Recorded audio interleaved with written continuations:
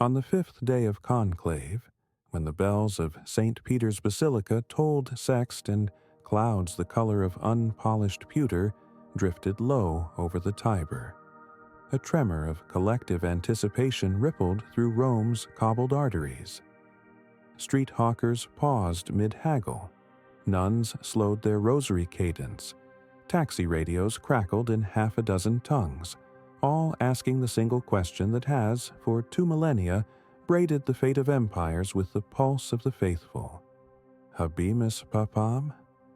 At exactly 1747, the answer billowed from the copper chimney beside Michelangelo's tiled dome. White, unmistakable, as though the heavens themselves had exhaled. Within minutes, the great bronze doors swung inward, and the cardinal protodeacon stepped onto the central balcony, voice trembling in 7 languages before settling on Latin's flint-hard syllables. Annuntio vobis gaudium magnum, habemus papam, Adrianus primus. A murmur of surprise raced across the square. Adrian I, the first pontiff chosen from Mozambique, born Dom Miguel Tavira Nalungo in 1964 to a fisherman and a seamstress in Sofala province. Reporters scrambled through biographies. They found snapshots of a lanky altar boy hauling clay jugs of river water during cholera outbreaks, a seminarian sleeping on a thatched porch, memorizing Greek verbs by candlelight, a bishop who crossed minefields in rubber sandals to bless mobile clinics. They found quotes, some biblical, others startlingly stoic. At a 2011 synod, he had told a room of European prelates in gentle Portuguese, "Remember Marcus Aurelius. A tempest is no calamity until your judgment declares it so." The phrase resurfaced in headlines within hours. Fisherman's son cites pagan philosopher. Twitter lit up with memes pairing his dog-eared Portuguese meditações beside the Gospels, captioned, "From nets to logos." To grasp why those memes matter, and why serious thinkers from Wall Street to Ouagadougou leaned closer to their screens, you must frame this election against a wider, darker canvas. Pandemic aftershocks still rattle supply chains. Credible climate scientists warn of simultaneous drought and deluge. Machine learning systems spit racial slurs and fuel conspiracies faster than moderators can respond. Populist strongmen leverage fear like merchants hawking counterfeit icons. In such a strained atmosphere, the Vatican's white smoke ritual can appear quaint theater, unless the man who steps onto the loggia carries a message calibrated for precisely this century's neuroses.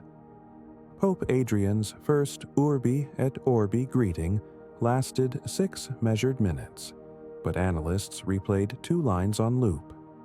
He urged the planet to cultivate la fortaleza serena, calm strength, and he quoted Epictetus, "No man is free who is not master of himself." Commentators sensed a blueprint. Ally Christian mercy to Stoic self-governance, and you may stabilize hearts convulsed by doomscroll. That blueprint deserves sustained reflection, because for perhaps the first time since the Renaissance, a pontiff has consciously positioned the See of Peter at the crossroads of biblical theology and Greco-Roman practical philosophy. The timing is not accidental. Generations now raised under algorithmic advertising trust brand transparency over homilies. They tune out theology unless it makes Monday morning more bearable. Stoicism, revived through mass market books and TikTok highlight reels, already speaks their idiom. Chill the limbic system. Focus on controllables. Serve common good. If the papacy can braid that idiom into its sacramental and social justice heritage, it might regain cultural authority without sacrificing dogmatic backbone. So, part 1 of our journey must accomplish 3 things. First, paint a full-color portrait of Adrian I. not devotional hagiography, but textured narrative revealing the crucibles that forged him into a polyglot pastor who keeps Seneca in his breviary. Second, justify why Stoicism and Catholicism, often cast as rival pillars in Western thought, may be uniquely poised to cross-pollinate in the 2020s. Third, lay sturdy foundations for Stoic philosophy, its origin, cosmology, cardinal virtues, so that in subsequent installments we can map those concepts onto papal encyclicals without hand-waving. I will weave these objectives through long, unbroken paragraphs, because truly lived ideas do not appear in bullet point PowerPoints. They unfurl like pilgrim roads, sometimes straight, often looping back to survey scenery from a higher ridge. A fisherman's child and a Civil War catechist, Dom Miguel's early life already reads like a Stoic parable. His father, Tavira, rose before dawn to mend nets at the port of Beira, a city where Portuguese colonial architecture met Indian Ocean monsoons. When civil war erupted in 1977, guerrilla raids shredded coastal commerce. 14-year-old Miguel watched soldiers divert UN food rations at gunpoint. One afternoon, a mortar shell tore through the catechetical hut where nuns had taught him to sing Tantum Ergo in Shona and Portuguese. The rubble, he later wrote in a seminary journal, taught me impermanence faster than Epictetus ever could. He resumed classes under a cashew tree, copying scripture onto banana leaf strips because exercise books were precious. At 16, he contracted cholera after cycling contaminated water to refugees.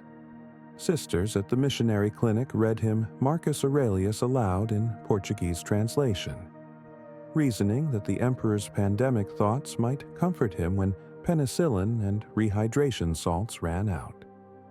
He survived. The text stuck like a splinter of light. Seminary, sandals, and Stoic side notes accepted at Maputo's minor seminary, Miguel arrived barefoot.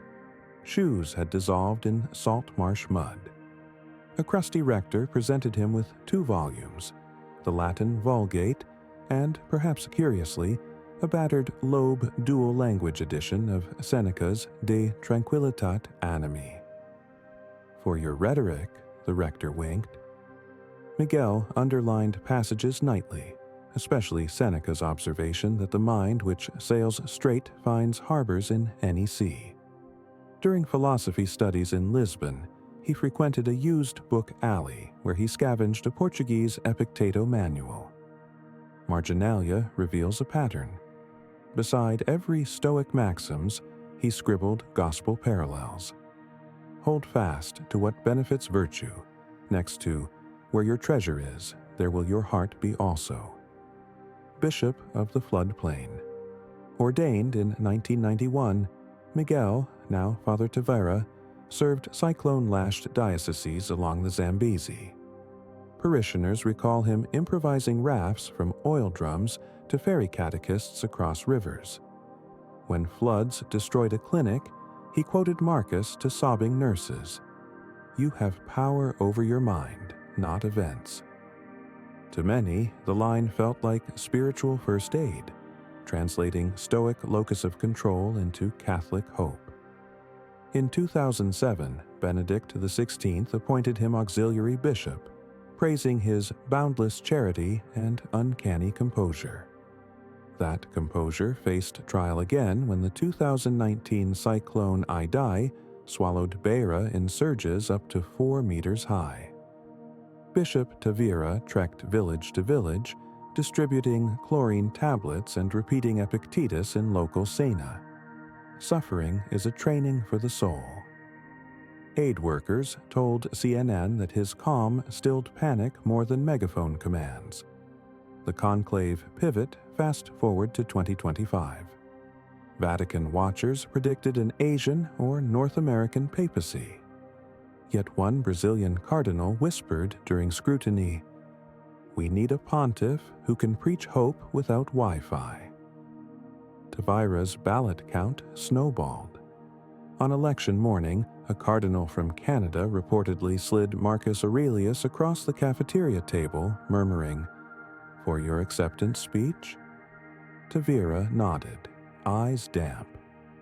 Hours later, as he stepped onto the loggia, he carried two things: the fisherman's ring recast from Mediterranean refugee boat aluminum, and, folded in his pocket, a verse from Meditations 3.4. Do not dream of Plato's ideal republic. Be content to serve in the smallest post and pass out of it with grace. He replaced Plato's republic with digital utopias in his mind. The line anchored him. Why this syncretism matters now. Cultural critics saw immediate strategic value. The global North wrestles with skyrocketing therapy bills, while the global South battles infrastructural precarity. Both crave a mental framework that offers inner ballast and outward compassion. Stoicism's surge in podcasts, Reddit subs, and workplace coaching has reframed virtue as psychological hygiene. Catholicism guards millennia of communal rituals that turn virtue into shared feast. Combining them, without theological dilution, could, if guided well, create a supply chain of resilience from lectern to landfill. Moreover, the Church's credibility with younger demographics erodes when moral teaching arrives devoid of coping tools for anxiety. Imagine a catechism class where Beatitudes pair with dichotomy of control exercises, where confession lines include reflection on 4 Stoic virtues, where spiritual directors quote both Teresa of Avila and Epictetus on intrusive thoughts. Pope Adrian seems poised to authorize such integration. During his first presser, he said in halting English, "Faith purifies desire. Reason disciplines reaction. Together they vaccinate the soul." Public health officials perked up. Vaccine as metaphor for resilience, but caution, syncretism can curdle into relativism. The pontiff's challenge is to wield Stoicism as handmaid, not rival, to Christ. His early gestures, retaining traditional Eucharistic rubrics while live streaming daily mini-meditations on emotional sobriety, signal he understands the tightrope. The world will watch. A preview of Stoic foundations. Before we close this first extended segment, plant stakes for the philosophy. Stoicism posits a rational logos permeating cosmos. Living according to nature means aligning judgments with reason. Human distress stems from value errors, treating externals, health, status, others' opinions, as good or bad. The 4 cardinal virtues, wisdom, courage, justice, temperance, function as compasses. Practice tools include dichotomy of control. Distinguish what one can change, opinions, impulses, from what one cannot. Weather, death. Negative visualization. Rehearse loss mentally to immunize against shock. Voluntary discomfort. Choose cold baths or plain food to break craving loops. Daily exam. Journal every evening, praising progress, correcting fault. These tools, centuries old, now resurface in cognitive behavioral therapy and mindfulness apps. Stripped of metaphysics. Pope Adrian may re-embed them in spiritual teleology. Virtues pursued not merely for serenity, but to mirror Christ, the Logos incarnate. Whether that reconciliation convinces skeptics remains open. We still owe you deeper dives into each Stoic virtue and a thorough mapping of Adrian's theology. Those will unfurl in the next 2 installments. For now, let our lantern rest on the balustrade overlooking a square, slowly emptying. Camera flashes winking out like embers. Pilgrims return to hostels, repeating Epictetus in tongues older than Latin. press vans broadcast until satellites spin out of range. Somewhere inside the apostolic palace, a fisherman's son kneels, whispering both a psalm and a line from Marcus. Life is opinion. The Vatican clock chimes. Rome exhales. And the century, half jaded, half starved for anchors, listens with a heartbeat's pause. The drone of evening traffic along the Lungo Tevere has tapered to a low, lapping hum when Pope Adrian retires to the modest study allotted to new pontiffs during the interregnum of renovations. A single brass desk lamp casts a lemon-colored arc over two open texts, the Latin Vulgate and an antique Aldine octavo of Seneca's De Vita Beata, whose foxed pages emit the faint vanilla scent of 16th-century rag paper. Before the cameras return at dawn, Adrian copies on lined stationery a sentence from each volume, side by side, then pauses, as if waiting for the ink to fuse into a third unwritten line. This private ritual, scripture in one hand, Stoic scroll in the other, mirrors our own task, to stitch historical filaments into a rope strong enough to haul the 21st century toward steadier ground. The portico and the polis any such rope must anchor first in antiquity's porticos, where Stoicism germinated. Zeno of Citium, the shipwrecked Phoenician trader, finds himself in Athens around 300 BCE, delivered by disaster to the bookstall of a certain bookseller named Fannius. Legend has it, Zeno idly lifts Xenophon's memorabilia and bursts into tears at Socrates' death scene. He begs Fannius, "Where live such men as this?" and is pointed toward Crates the cynic. Yet cynicism's bare-floor asceticism feels incomplete to Zeno.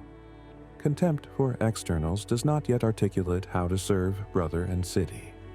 So he stakes philosophical territory in the Stoa Poikile, literally the painted porch, whose frescoes of civic triumph remind him that any wisdom divorced from communal duty is vanity. That spatial choice is itself thesis. Philosophy must remain in the marketplace, not the academy. Cleanthes, boxer turned water carrier, succeeds Zeno and etches into him the concept of logos, the divine fire that orders cosmos with rational symmetry. "Most glorious of immortals," he writes, "lead me, Zeus, as law commands." This line echoes decades later in Epictetus's famous Hymn to Fate.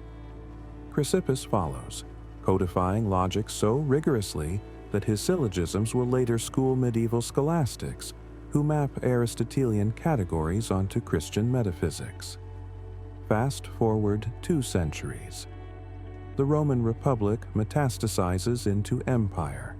Stoic ideas sail west within the luggage of diplomats and slaves. Panaetius advises Scipio Aemilianus, sowing seeds for Cicero's De Officiis, which will, in turn, shape St. Ambrose's moral treatises 400 years downstream. Already, we glimpse a tributary sneaking toward future papacy. Virtue Chapter House, Wisdom. The Stoic temperament, then, is no ivory tower treatise but an urban engineering plan.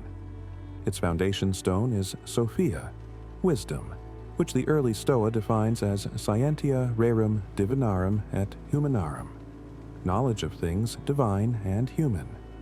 Wisdom's practical face is judgment. Does this impression correspond to reality? Seneca warns Lucilius that opinions rush like unarmed ranks and must be drilled.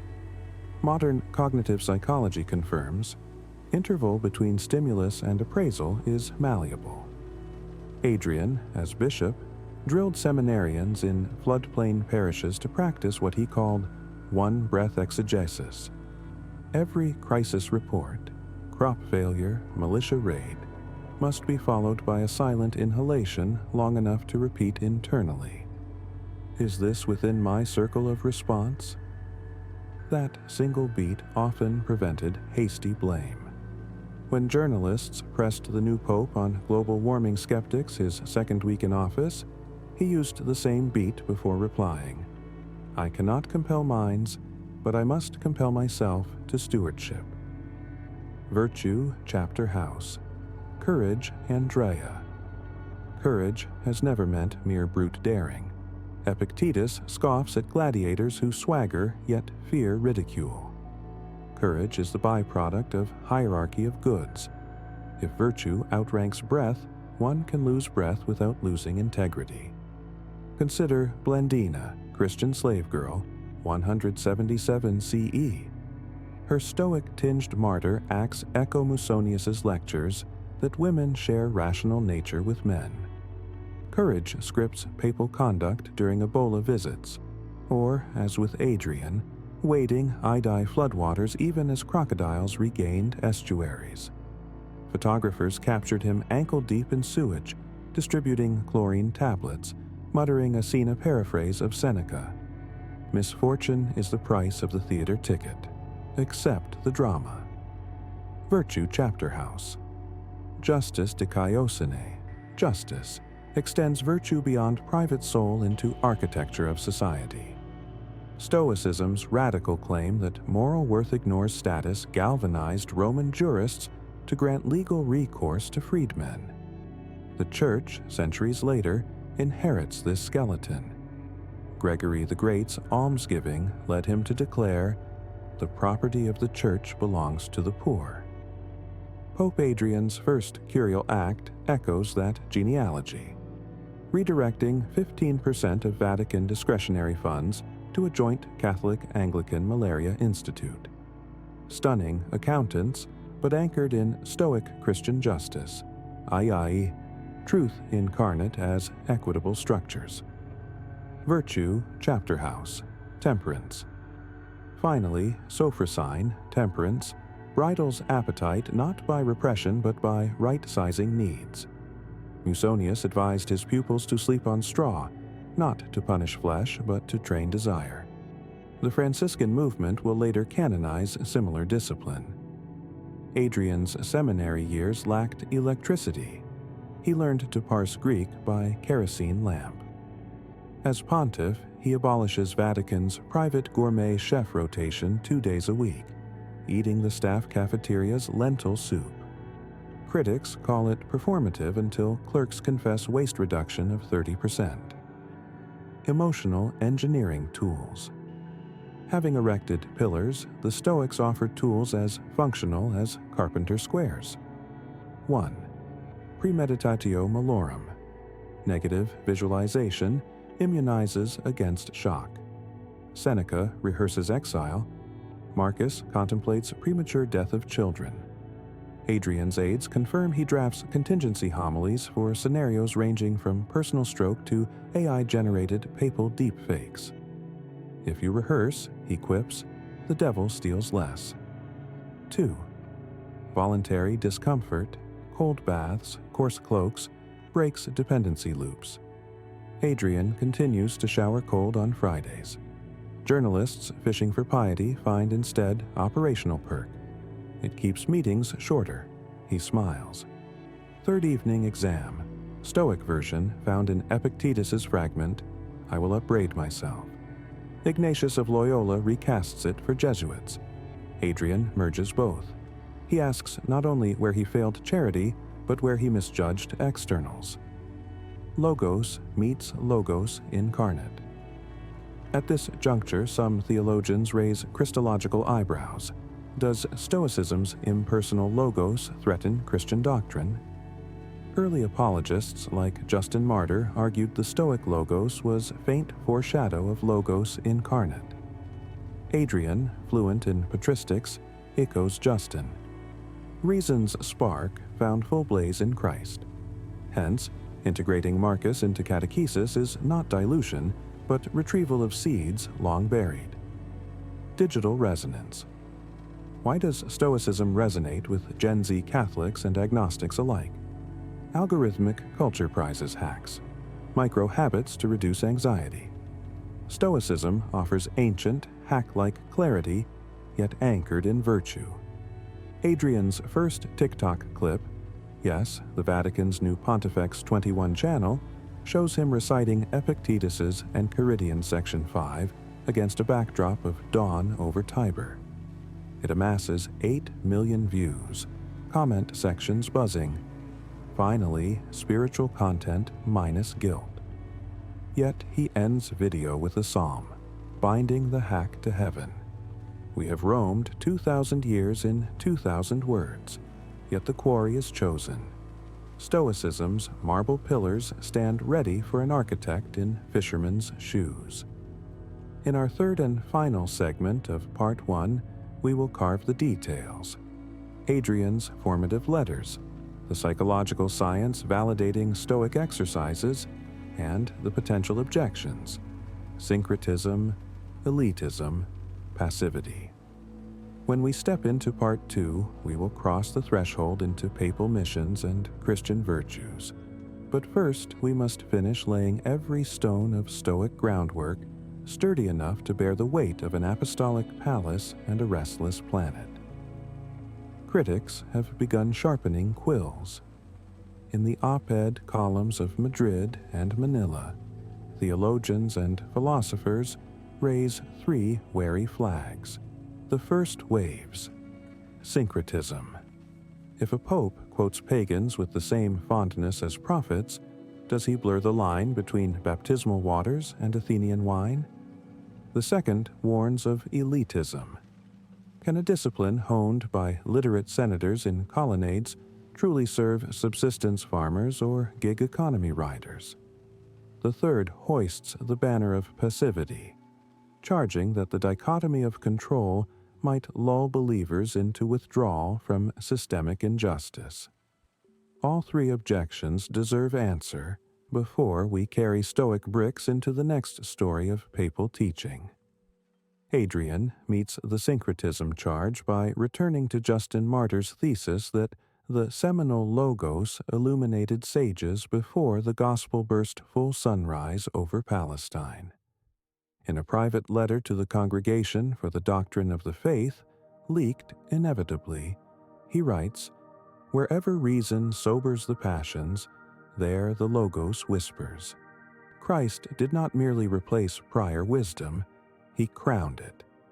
He footnotes Clement of Alexandria, who called philosophy a preparatory discipline for righteousness. Rather than dilute dogma, Adrian contends, Stoic calm can decorrode proclamation. A trembling homilist preaches fear, a tranquil one frees the word. The letter closes with a zinger to literalists. If God can speak through a donkey in Numbers, he can borrow a Stoic's stylus. Elitism, the Mozambican's own trajectory answers. He learned negative visualization not from ivory tutors, but from waking nightly to the thud of mortars. He practiced voluntary discomfort because malaria clinics lacked electricity, not because wellness coaches sold ice bath subscriptions. When a journalist asked him, days after election, whether Stoicism appealed only to Western book clubs, he laughed. "My grandmother never read Marcus, yet she practiced dichotomy of control every time a cyclone uprooted cassava she replanted. Philosophy named what peasants already lived." He then announced that Vatican media will distribute illustrated Stoic virtue pamphlets in Swahili, Tagalog, and Quechua, each paired with gospel parables of mustard seed resilience. Passivity still stalks the conversation. Adrian's retort is empirical. History's most vigorous reformers often held Stoic handbooks in their satchels. Abolitionist William Wilberforce, civil rights strategist Bayard Rustin, Soviet dissident Alexander Solzhenitsyn. Serenity, the Pope argues, is not the enemy of change, it is the combustion chamber. We may soon see this principle field-tested as Adrian prepares an encyclical on algorithmic exploitation. Draft leaks reveal Stoic framing. Social media outrage thrives on what users cannot control, others' opinions, while monetizing passions.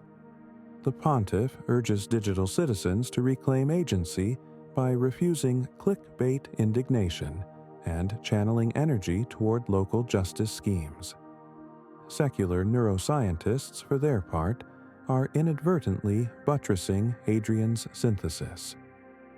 Functional MRI studies at King's College London show Stoic value reframing activates prefrontal cortex regions that inhibit limbic lightning storms.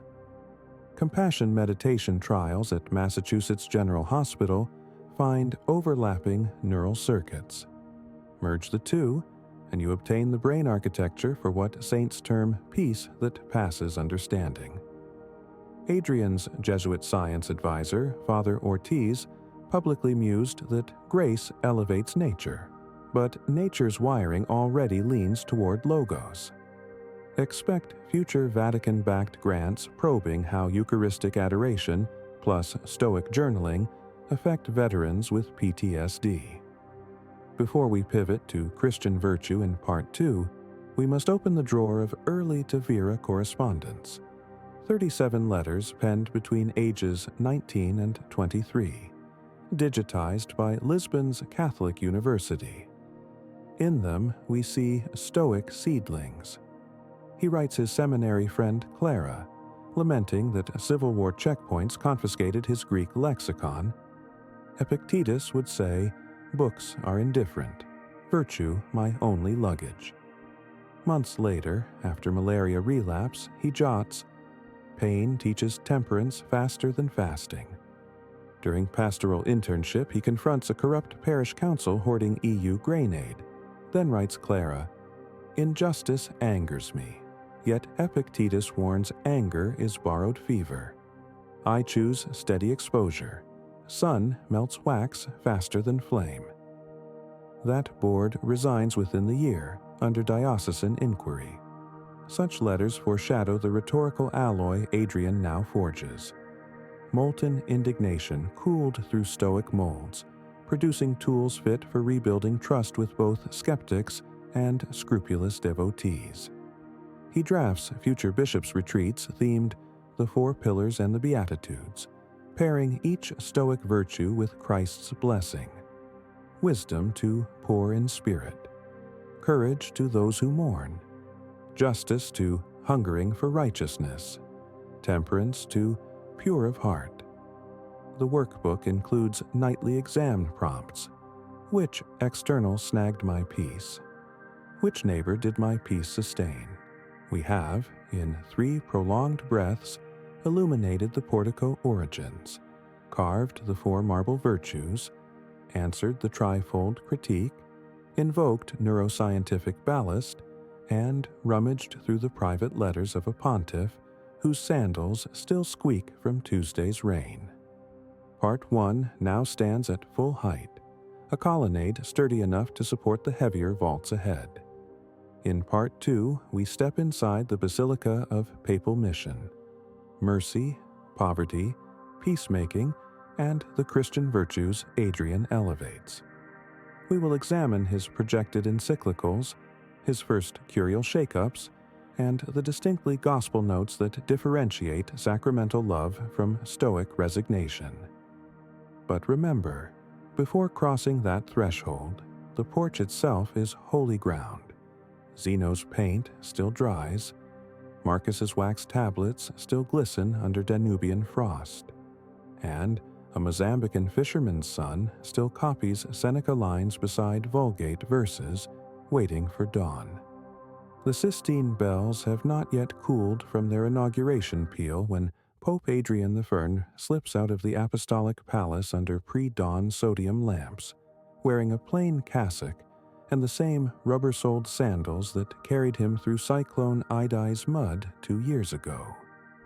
Rumor whispers that the Swiss guard lost him for 90 minutes until they found him kneeling before the statue of St. Peter in the basilica's nave, brow pressed to the sculpted bronze foot polished smooth by centuries of pilgrims.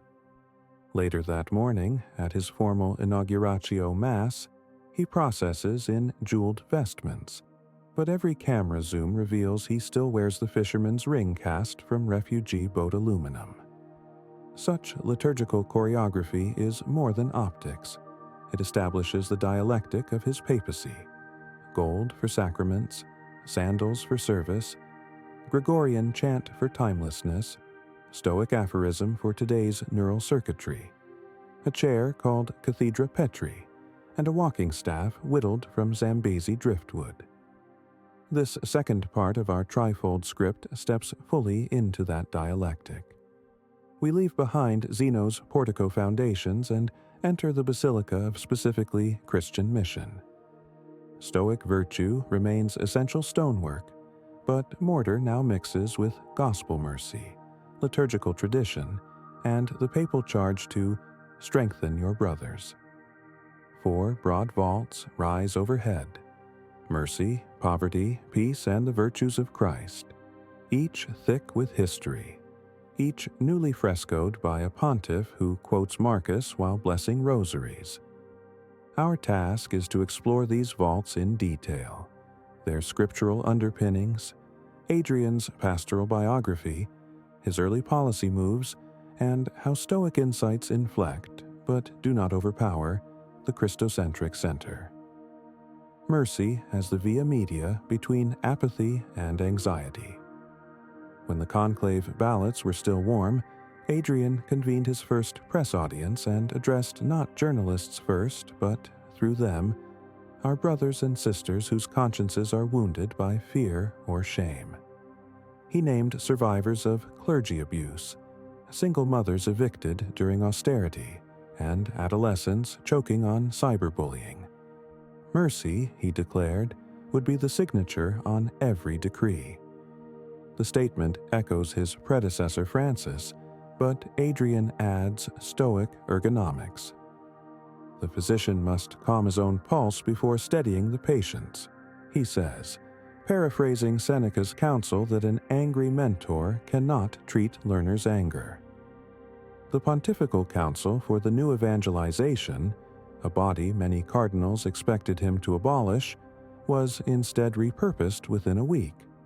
Its mandate now includes trauma-informed catechesis, borrowing CBT techniques, Stoic-born, for confession preparation workshops.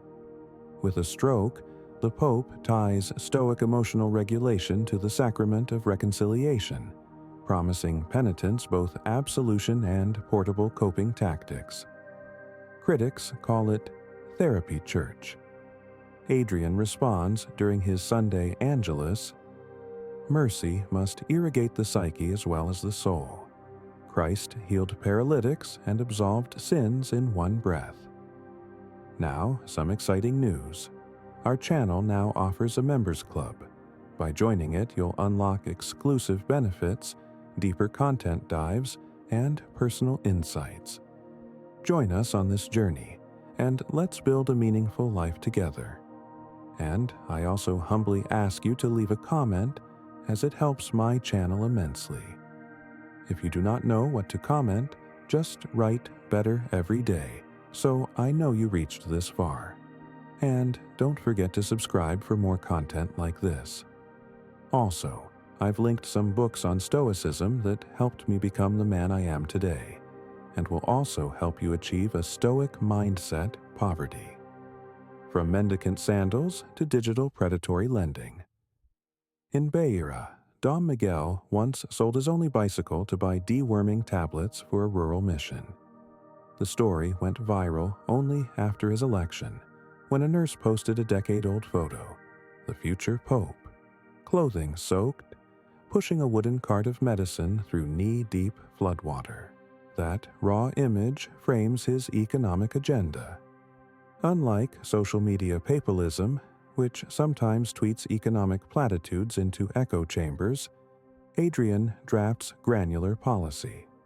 He instructs Vatican Bank to freeze accounts suspected of exploitative microloan investments in the Global South. He orders dioceses to open frumentarii, grain banks, paired with Stoic voluntary discomfort weekends, where Catholics choose simpler fare and funnel savings to hunger relief. Press asked if such programs guilt-trip the middle class. Adrian smiled sadly. better guilt rechanneled into alms than anxiety fermented into panic buying. Peace. Negotiation as applied ataraxia war drums beat in multiple theaters. Cyber skirmishes over satellites. Artillery exchanges in patchwork continents. Adrian, fluent in Portuguese, Sina, Italian, French, and serviceable Russian, positions himself as mediator. Yet he refuses the old Vatican style of secret cable realpolitik. Instead, he publishes a short motu proprio titled De Tranquilitate ante Deceptationem, on calm before negotiation. It cites Marcus. Discord begins where reason ends, then sets a radical protocol. Any Vatican-brokered peace summit will commence with 5 minutes of guided diaphragmatic breathing. Skeptical diplomats scoff, but pilot talks between warring factions in Cameroon adopt it and report shorter tirade episodes. Adrian's spokesman attributes the success to Stoic stress interruption combined with gospel invitation to forgiveness. Within months, other mediators ask Vatican trainers for manuals, Virtues of Christ, through a Stoic lens. Adrian knows he cannot graft Stoic pillars onto Christian morality unless he proves consonance with the Beatitudes, the Magnificat, and Pauline epistles. He therefore plans a teaching cycle. 4 Petrine audiences mapping wisdom to poor in spirit, courage to those who mourn, because to mourn authentically is daring, justice to thirst for righteousness, and temperance to pure of heart. Catechetical aids will produce illustrated guides. Marcus scribbling beside Francis of Assisi. Epictetus's slave shackles echoed in Josephine Bakhita's freed wrists. Children's editions feature Stoic Lion and Gospel Lamb comics.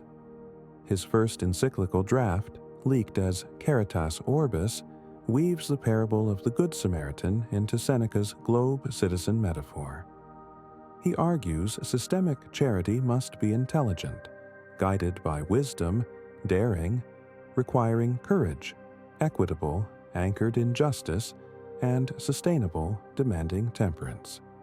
Critics cry rhetorical overreach. Admirers see blueprint. Early curial earthquakes. In week 3, Adrian appoints Sister Jamila Fall, a Senegalese economist, to head a new dicastery for economic temperance, merging sections of finance, charity, and the Secretariat for Communications. She is charged with auditing all Vatican procurement for virtue alignment. Her first directive cancels a multi-million euro luxury vehicle contract and reroutes funds to a malaria vaccine cold chain in the Sahel. Conservative bloggers predict financial ruin. Ratings agencies note Vatican debt ratio ticks down after unsold limousines vanish from books. Simultaneously, the Pope issues a rescript requiring every bishop's conference to run Epictetus-style evening exam and webinars for seminarians. 10-minute nightly audits via smartphone. Some call it micromanagement. Others recall that Ignatius required Jesuits to track consolations and desolations. Hadrian frames it as digital monasticism. Early metrics. Dropout rates in Kenyan seminaries slip. Seminarians report reduced online pornography relapse. Ecumenical Stoicism. One cannot ignore the ecumenical dimension. Orthodox metropolitans appreciate Stoic heritage shared through Eastern monastic hesychasm. Protestant pastors, wary of Marian dogma, find common language in Marcus's self-examination. Even secular humanists, often allergic to sacramental language, applaud the pontiff's insistence on rational emotive behavior. Interfaith councils schedule logos dialogues, presenting Maimonides and Rumi through Stoic gateways. The International Muslim Peace Forum quotes Adrian's line, "Calm is strategic compassion, obedience and prudence." Yet internal opposition rises. Traditional cardinals worry lay people will skip confession and journal Stoic notes instead. Adrian addresses College of Cardinals behind closed doors. Stoicism is not rival altar, but carpenter's square. If the square scares us, perhaps our beams are crooked. A leaked transcript describes palpable silence. Looking ahead. Before we close this half of Part 2, project where mission threads may weave. Analysts foresee the Pope deploying Stoic resilience training to climate-displaced refugees, establishing a Logos Corps of volunteers. He may convene a synod on AI evangelization, using dichotomy of control to filter panic from prudence. He might start liturgical seasons of digital fasting, voluntary discomfort for Instagram addicts. Every initiative will test whether Stoic serenity can scale without diluting sacramental mystery. We pause here, thousands of words in, standing beneath the Basilica's second vault. In the concluding segment of Part 2, we will examine detailed case studies. Adrian's trip to a Chicago opioid ward, his video message to Pacific Island bishops, his clandestine midnight meeting with hacking collective Numeranos, and the theological implications of inserting Epictetus quotations in the next Universal Catechism. The shepherd's mantle lies heavy. The carpenter's square hovers. Continue when ready. 1 Chicago's opioid ward.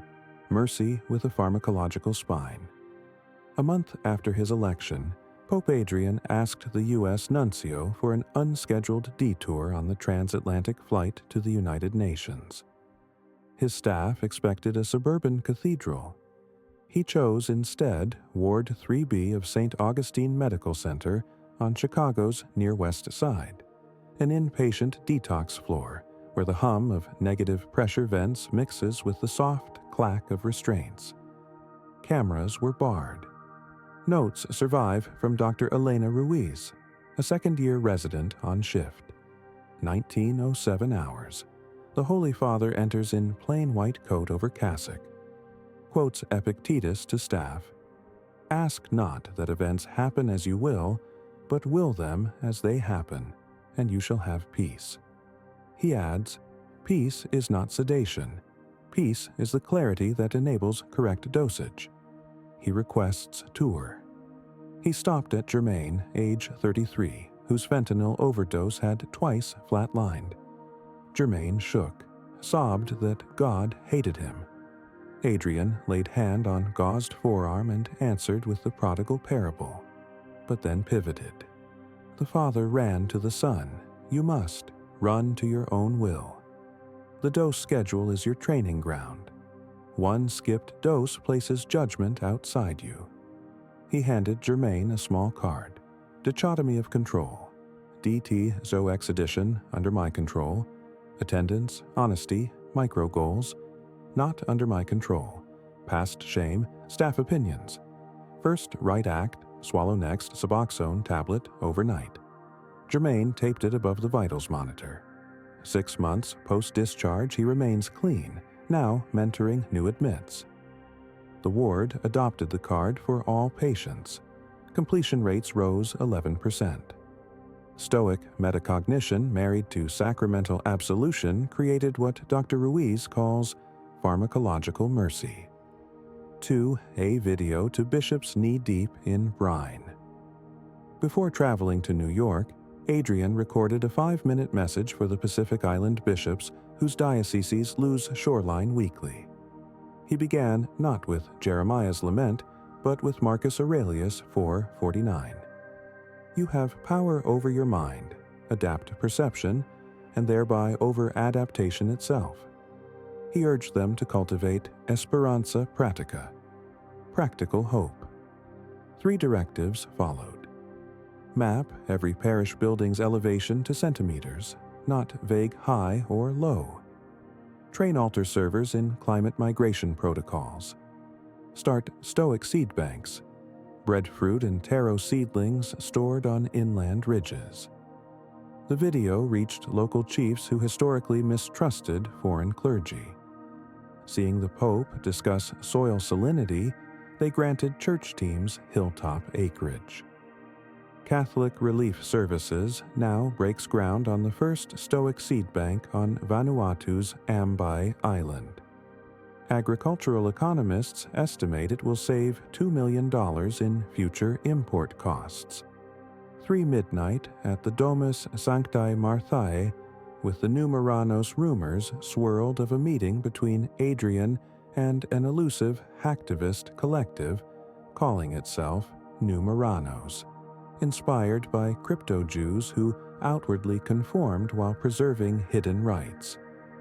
The group had leaked internal memos from extremist networks planning deepfake campaigns against refugees. At 0040 hours, under heavy device scramble protocol, 3 masked coders met the Pope in a guest house parlor. He opened with Seneca. "I will not relinquish my freedom to fear, nor my counsel to passion."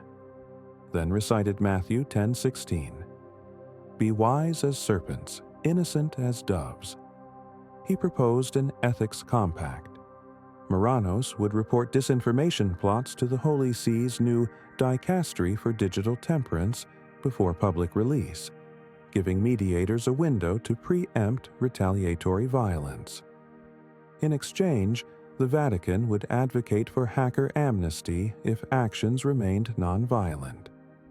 The hackers agreed, quoting Epictetus, "What is proper must be chosen over what is pleasant." Within weeks, a major smear campaign against Rohingya refugees was silently neutralized via preemptive fact checks delivered by diocesan radio in Myanmar. International monitors credit this with averting at least 2 anti-refugee riots. 4 theologians on edge. Can Epictetus fit in the Catechism? In Rome's Pontifical Gregorian University, a closed-door symposium evaluated inserting Stoic material into the next Universal Catechism. Conservative scholars warned of moral Pelagianism. Progressives countered with patristic citations. The climactic moment came when Senior Jamila Fall presented fMRI visuals of subjects reciting Psalm 23 versus Marcus Aurelius. Overlapping neural calm zones lit up. She argued, grace seeds nature. Stoic syntax merely irrigates. The commission voted 11-4 to include a paragraph. Philosophia Christo subservience, especially where aiding dominion over passions. The draft now reads, Section 2350 buys. Emotional governance. Following the example of saints and philosophers who recognized the reasonableness of creation, the faithful cultivate mastery over the passions, per Apathean, not to suppress feeling, but to order it to charity. 5 metrics of early impact. 14 million TikTok views for the Pontifical Calm Minute series. 9% drop in social media hate speech among accounts engaging with Vatican Stoic content, University of Milan study. 2,000 parishes on 5 continents adopting Friday voluntary simplicity suppers. Estimated $18 million redirected to local food banks. 6 obstacles looming. But storms gather. A block of 8 cardinals circulates a dubia, querying whether Stoic apatheia conflicts with Marian affectivity.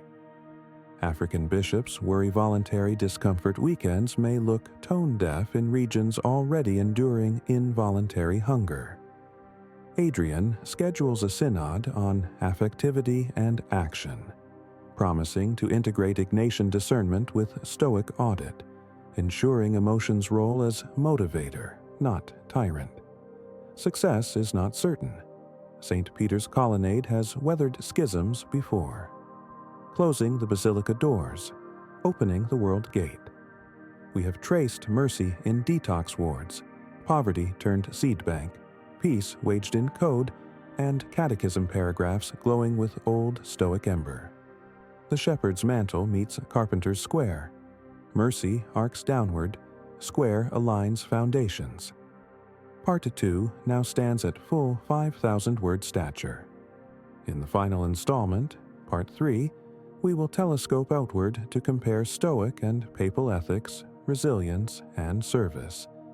Then descend again to workplace implementation, ending with a call to weave reason and faith into the fabric of daily breath. Twilight settles over the 7 hills, and the floodlit ribs of St. Peter's Dome glow like a silent metronome.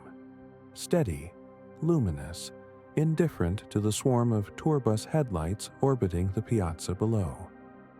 Inside the Apostolic Palace, Pope Adrian ends his daily exam, sets aside both Bible and meditations, and whispers 3 names: Epictetus, Francis of Assisi, Mary of Magdala, a slave philosopher who taught freedom of judgment, a mendicant who married Lady Poverty, a disciple whose steadfast witness outlived male apostolic flight. Virtue, resilience, service, 3 notes in a single chord. This triad frames our closing exploration. We have traced in parts 1 and 2 the marble pillars of Stoicism and the living arteries of papal mission. Now we must weave them, strand by strand, into a tensile cable strong enough to suspend a footbridge over 21st century chasms. Moral confusion, burnout, inequality. We proceed in 3 long stretches. 1. Virtue and moral vision, juxtaposing Stoic fourfold virtue with papal teaching on conscience, natural law, and beatitude ethics. 2. Resilience and Christian hope, showing how Stoic endurance and eschatological hope stand not as rivals, but as consecutive breaths. 3. Service and the common good, demonstrating convergent imperatives toward neighbor-focused action and structural justice. Each stretch culminates in practical patterns you can graft onto office protocol, household rhythms, and civic engagement. Throughout, anecdotes flow. ICU corridors, parish soup lines, diplomatic backrooms, because virtue unfleshed lapses into slogan. I, Virtue and Moral Vision 1, Stoic Cardio-Moral System. The Stoics conceived virtue as 4 chambers pumping coherent judgment through every artery of life. Wisdom discerns reality's texture. Courage empowers rightful action despite risk. Justice orders relationships. Temperance equilibrates impulse. Chrysippus likened them to an archer. I, wisdom, sights a target. Arm, courage, draws bow. Social conscience, justice, ensures target merits arrow. Measured release, temperance guides flight. Remove one, shot wobbles. Modern neuroscience corroborates. Prefrontal circuitry, cognitive appraisal, mirrors wisdom.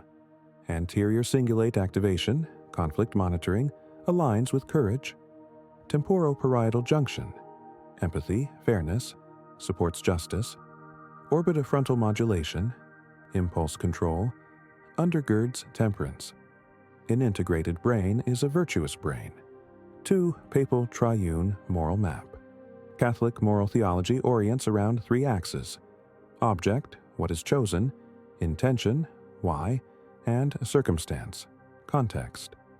This map intersects virtue theory: object purified by wisdom, intention ennobled by justice charity, circumstance endured via courage and moderated by temperance. Pope Adrian, in his inaugural catechesis, fused both languages. The heart must see clearly, Sophia, will bravely, Andrea, love equitably, dikaiosine, and desire soberly, sophrosyne. In that alignment, moral objects become acts of worship. Critics feared dilution of Thomist precision. Adrian responded by citing Aquinas himself, who absorbed Aristotelian virtue frameworks, and by reminding skeptics that the Catechism, sections 1804 to 1809, already names these 4 virtues as hinges, cardinales. Stoicism here is not foreign graft, but ancestral root rewatered. 3. Case convergence, migrant hospitality. How does the convergence play out? Consider Lampedusa, the Mediterranean island where fishing crews daily intercept inflatable boats. Stoic wisdom. Migrants' dignity is indifferent to passport. Only virtuous response lies under our control. Papal justice. Every person bears imago Dei. Stoic courage. Risk backlash. Rescue anyway. Christian temperance. Distribute aid sustainably lest resources collapse. The local parish, under Adrian's directive, now runs a Virtus clinic where volunteers are trained in quick decision differentiation. Who needs CPR first? Who can wait? They recite Marcus, "If it is humanly possible, assume it to be within your reach." Lightning ethical triage, fused frameworks. Resilience and Christian hope. 1. Endurance versus expectation. Stoicism frames resilience as apatheia, freedom from destructive passion through rational assent. Christianity treasures elpis, hope rooted in God's fidelity, often leaping beyond present probabilities. Superficially, these differ. Stoic calm narrows expectation to controllables. Christian hope expands vision to eschatological promise. Pope Adrian stitches them by sequence. Stoic endurance is the lower floor. Prevent panic so that hope's upper chambers can be entered without vertigo. You cannot climb Jacob's ladder, he preached at his first Wednesday audience, if your knees quake from unnecessary terror. Stoic training steadies the climb. Hope pulls the ladder skyward. 2. Neurotheological bridge research at Oxford's Mind and Spirit Initiative records that patients practicing Stoic negative visualization plus prayer report lower cortisol than those using either method alone. Hypothesis. Visualization inoculates against surprise pain. Petitionary prayer reframes pain within narrative of transcendent care. Adrian cites these findings in Caritas Orbis draft footnote, emphasizing synergy. 3. Illustration. Cancer Ward Choir, St. Mary's Hospital, Manila. Oncology Ward forms a Logos Laetitia Choir, mixing Stoic reflective journaling with Marian hymns. Patients write nightly worst-case imaginations, treatment failure, then chant Salve Regina. One nurse notes decreased demand for sedatives. Interviews show patients feel mentally armored, Stoic, yet relationally carried. Christian. Resilience plus hope conjoined. Service and the common good one. Stoic cosmopolis and Catholic social teaching. Stoicism's cosmopolis, citizenship in a universal city, prefigures Catholic social doctrine's solidarity concept. Both reject tribal moral radius. Adrian quotes Seneca's letter 95. Nature bids me assist man, whatever land produced him. He pairs it with Fratelli Tutti, section 125. We're either all saved together, or no one is saved. 2. Algorithmic works of mercy. Adrian proposes new opera misericordiae digitalia, feeding the data poor, clothing reputations shredded by doxing, visiting prisoners of echo chambers. Each merges Stoic service orientation, act where power resides, with corporal spiritual works of mercy. Pilot parishes in Seoul now run data pantries, tutoring seniors to avoid phishing. 3. Justice reform. Tempered Stoic emphasis on temperate response tempers, activist zeal that risks burnout. Adrian tells young climate protesters, "March, yes, but sleep. A tired sentinel misjudges stars." He funds retreat centers teaching activists breath exercises from Epictetus before debates. We have toured the vaulted aisles where Stoic pillars and papal arches converge. Now we descend the basilica steps and walk cobblestone streets. the ordinary terrain where any philosophy or theology proves its worth. If calm and compassion cannot fertilize office memos, bedtime quarrels, or city council notices, they remain museum relics. Pope Adrian's genius lies in translating theory into micro-rhythms that anyone, believer or skeptic, can pilot tomorrow morning. What follows are field-tested scripts gathered from parishes, tech hubs, farms, and family kitchens already experimenting with his virtue plus breath synthesis. Adapt, remix, discard, but notice the action mechanisms: clarity of control, regulation of nervous system, orientation toward common good. A Workplace Liturgies 1. The 8-minute Stoic Stand-Up, a software cooperative in Dublin, begins each scrum with 2 truths, 1 indifferent.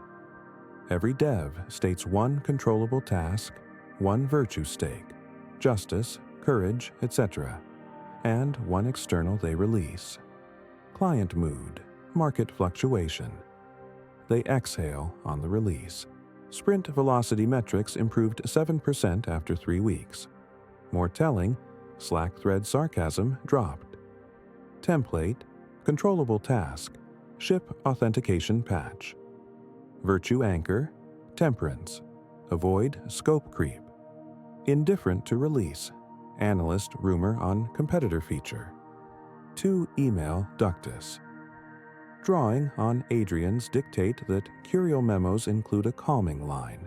A Chicago logistics firm now stamps outbound emails with a silent practice. Before sending, the author breathes 426, asks, just, helpful, temperate? If any are no, revise. Its logs show 18% fewer follow-up clarifications. B. Relationship scripts. One evening. Dyad exam. Couples set a 3-question ritual adapted from Ignatius and Epictetus. 1. What external jolted me today? 2. How did I judge it? 3. Which virtue did I exercise or neglect? They swap answers without commentary, then pray or meditate in silence. Clinical counselors report declines in reactive conflict. 2. Parent-child wind and sail. At bedtime, children list 1 uncontrollable wind, teacher mood, 1 controllable sail, studying, and 1 act of solidarity, help classmate. Stickers reinforce when they spot parents modeling the same. C. Community Cohesion 1. Stoic Seed Bank Festivals. On flood-prone Vanuatu hills, parishes host quarterly seed exchange picnics. Each participant names the worst-case scenario he rehearsed, then plants a breadfruit seedling. Anxiety becomes food security. 2 breath vote town halls beyond Sao Paulo. Midwestern U.S. counties now trial the Respira protocol. Voters cue breathing 426, led by local clergy and secular therapists. Early surveys show reduced hostility in post-vote coffee halls. The friction zones and fail-safes success breeds backlash. A Manila influencer mocked Stoic Catholics for trying to hack holiness. Adrian responded via TikTok. Filmed beside Zambezi Driftwood staff, he said, "Holiness needs no hack. Hacks discipline the mind so grace can permeate." Engagement tripled. Critics quietened.